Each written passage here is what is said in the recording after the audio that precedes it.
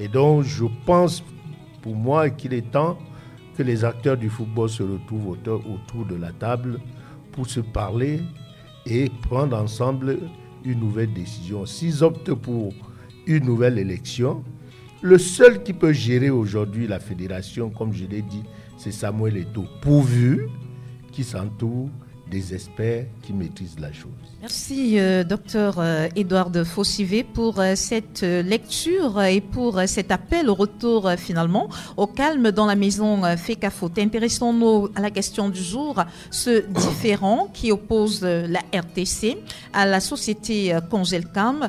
Et nous avons reçu il y a cela quelques semaines Joseph Flavien Canqueux, porte-parole de Congelcam, qui était donc l'invité de Abbé Camatan pour donner la position de son entreprise sur ce différend.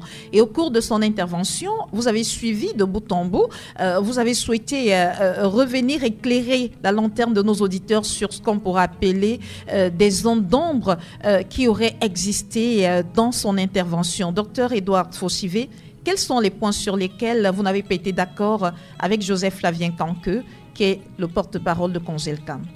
Oui, le porte-parole de Congelcam était en train de décrire le processus de ce qui s'était passé.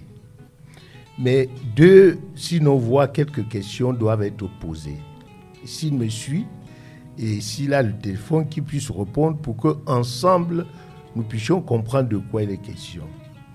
Dans un concept de transport maritime, il y a toujours une variable qui est sensible et qu'on se doit normalement de s'entendre pour mettre ça en jeu. Il s'agit des Incoterms.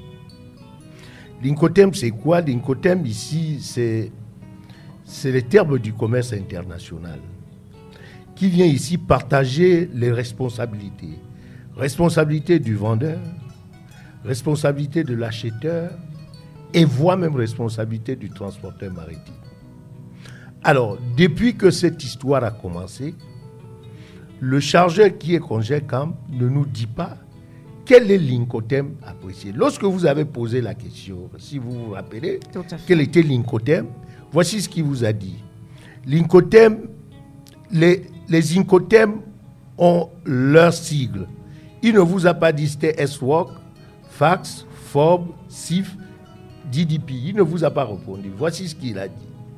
Il a dit que le contrat qui est leur permet d'utiliser le terminal comme la fin de leurs opérations. Voilà ce qu'il a dit. Donc, en termes maintenant d'experts, il veut dire que soit c'est un CIF, soit c'est un DDP, DAP.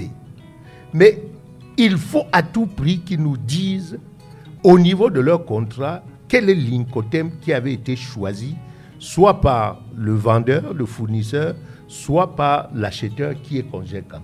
Je ne sais pas pourquoi ça dérange. Effectivement, ça dérange parce que s'il nous dit par exemple que c'était l'Incoterm, mais nous allons tout de suite voir la responsabilité. Au vu de la réponse qu'il vous a donnée, à savoir que le terminal conteneur jouait le rôle de magasin pour eux, tout à fait. Ça veut dire donc que l'Incoterm qu'ils ont choisi couvre les opérations jusqu'à l'entreposage au port de Douala. Si tel est le cas, l'assurance maritime couvre donc les dégâts. Mais si l'assurance maritime couvre les dégâts, mais pourquoi il y a tant de problèmes? Donc c'est un problème entre le chargeur camerounais et son fournisseur, plus le transporteur maritime. Donc, Congelcam ne doit pas parler de la RTC, c'est pas possible. Parce que le simple fait de dire ça, les amateurs peuvent dévier le trafic pour ne plus entrer au Cameroun à cause de ce qu'il dit. Donc, il lui reste dans ce concept de sa marchandise. Mais nous, on voit l'économie nationale, l'économie de la sous-région. Alors, on ne peut pas dire que le terminal à conteneurs, d'autant plus que nous avons lutté avec la dernière énergie, tous les Camerounais, pour récupérer ce terminal conteneur entre les mains, n'est-ce pas, de Bolloré, et que 2 ans après, qu'on vienne mettre à la place populaire, n'est-ce pas, les variables négatives de la gestion du terminal à conteneurs. C'est comme votre bébé, où on vous dit par exemple que vous voyez votre bébé en train d'être découpé devant vous, mais on vous découpe d'abord avant de tuer votre bébé. Il n'a pas compris que la plateforme tournante de l'économie nationale était la place portuaire. Et donc, lui s'est intéressé à ces conteneurs qui ont été déclarés non consommables. Et nous intéressons à la macroéconomie, quand lui, il était à la micro. Et donc, pour dire simple, il ne peut pas aujourd'hui dire qu'il y a des brigands qui veulent à tout prix casser l'action, n'est-ce pas, de Congé-Camp, lorsque nous avons 2 façades portuaires. Qui partent à Kribi, c'est le Cameroun, le port du Cameroun. Qui reste à Douala, c'est le port du Cameroun. Mais qui mettent Douala dans le concept des ports d'un management négatif, c'est mettre le port de Kribi dans un management négatif. Et les amateurs ne vont plus choisir le Cameroun comme leur lieu de passage. Et voilà là où Pointe-Noire risque d'être leur plateforme tournante. Alors que Douala aujourd'hui et Kribi sont choisis comme les meilleurs ports, n'est-ce pas, de la zone CEMAC. Et donc, pour dire simple, donc, il n'y a pas personne. En réalité, je viens de vous dire, il n'y a pas de problème entre Congé-Camp et le port de Douala. Face à ce problème, il y a un problème entre le fournisseur, le transporteur maritime et Congé-Camp. Auquel cas maintenant, quitte au transporteur maritime ou au fournisseur d'interpeller la régie.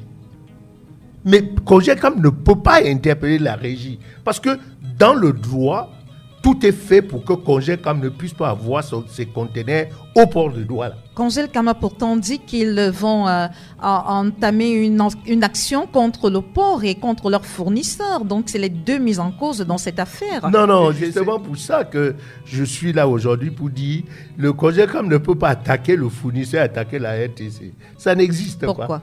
Il n'a pas de relation contractuelle avec la RTC. Mais il a des relations contractuelles avec le fournisseur. C'est donc pour ça qu'il faut parcourir le contrat de vente. Que dit le contrat de vente?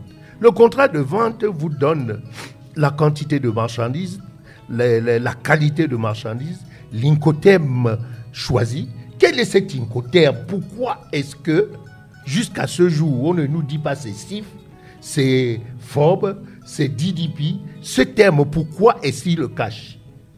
Alors, si c'est CIF, ça veut dire qu'il y a une assurance. Cette assurance, comme lui-même vous l'a dit, couvre, n'est-ce pas, le transport maritime jusqu'à l'entreposage au port de Douala. Dans ces cas, donc, le transporteur et le fournisseur sont responsables des dégâts qu'ils peuvent avoir sur la marchandise tant que la marchandise n'est pas sortie du port.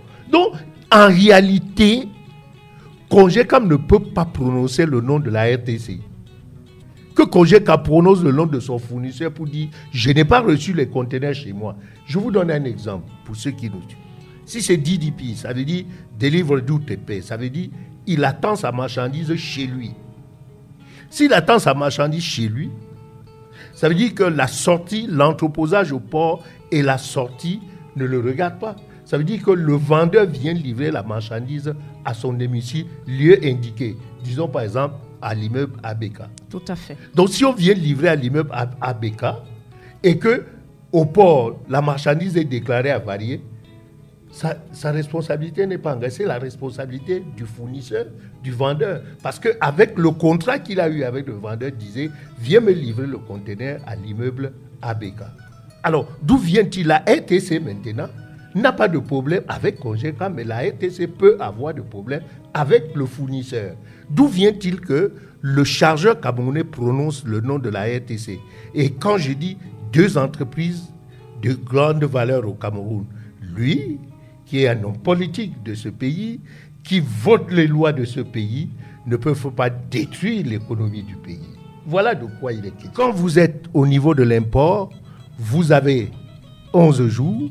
Au niveau de l'export, vous avez 7 jours. Il faut évacuer vos marchandises pour permettre que l'économie nationale tourne. En réalité, on n'attend pas qu'il y ait des fonctions de stationnement, n'est-ce pas, de stockage prolongé. Parce que le stockage prolongé crée des énormes... Parce qu'ils ne voient pas. Ce sont les logisticiens qui voient les conséquences, n'est-ce pas, d'un stockage prolongé. Eux, parce qu'ils veulent sa marchandise, il peut faire 90 jours au port, il va payer les pénalités, mais en réalité, les sources des recettes du port n'encaissent pas les pénalités de stationnement. Il faut tout de suite dire, c'est hors des recettes portuaires. Parce que vous ne pouvez pas payer le mauvais travail pour dire je vous ai donné de l'argent. Je crois que c'est de ça qu'il était question. Et je crois que les gens comprennent aujourd'hui que payer les pénalités au port ne fait pas profiter ni le port, ni le Cameroun. Docteur Edouard Fossivé, toujours dans le cadre de ce conflit qui oppose la RTC à Congelcam, il y a une autre question qui est revenue. Pourquoi est-ce que la RTC n'a pas pu, lorsqu'elle s'est rendue compte qu'elle n'était pas capacitée pour réceptionner le navire, simplement interdire à celui-ci d'accoster afin d'éviter l'engorgement et les désagréments sur lesquels il s'appuie aujourd'hui pour justifier un certain nombre de choses face à Congelcam? Ça, c'était une possibilité. Une possibilité. Mais la conséquence de rejet d'un navire est grave pour l'économie nationale. Lorsque vous avez pris la direction de Douala et que le manifeste est saisi, ça veut dire que tous les conteneurs, le manifeste, c'est l'ensemble des connaissements qui sont dans un navire. Si le manifeste est déjà saisi, ça veut dire que ça entre en compte au niveau de la comptabilité nationale. Et c'est comme ça qu'on fait pour préparer le budget de l'État. Maintenant, si vous avez 1000 conteneurs et que vous refusez que ces conteneurs puissent normalement entrer à Douala, ça veut dire que si le manifeste est déjà saisi, vous perdez une partie de vos recettes. Parce que saisir entraîne directement la facturation et la maîtrise donc de la recette de l'État. Et maintenant, deuxième chose, vous donnez l'avantage aux armateurs de fuir la route Cameroun pour Owendo au Congo ou bien pour Pointe-Noire au Congo. C'est dangereux. Ce sont des ports concurrents. Donc, il faut se méfier. Donc, voilà donc la RTC face à ce problème se dit, si j'ai l'espace, ça veut dire que j'ai la zone de branchement. Et comme en 2015, le ministre, toujours face à ce problème, a donc organisé une table ronde pour tous ceux qui étaient les chargeurs des produits halieutiques. Et eux-mêmes, ils ont signé, parmi lesquels Congelcam, que les enlèvements des conteneurs frigorifiques doivent se faire au sous-palan. Cette lettre existe. 2015, ça veut dire que le conteneur ne reste plus au port. Si on prend seulement ça, et qu'il avait signé, et que jusqu'à aujourd'hui, il n'y a pas une réunion qui met en doute ces recommandations, mais le port peut faire monter les navires. Et quitte maintenant aux chargeurs camerounais de disposer de la logistique nécessaire pour accompagner depuis le sous-palan, pas dans la zone de stockage, les conteneurs chez lui. Et il était le premier à signer. Donc, si on reste sur ça, la RTC ne peut pas faire fuir les navires de la plateforme portuaire parce qu'il y a un problème d'espace, d'autant plus que, pas l'espace chez lui, mais l'espace chez le client.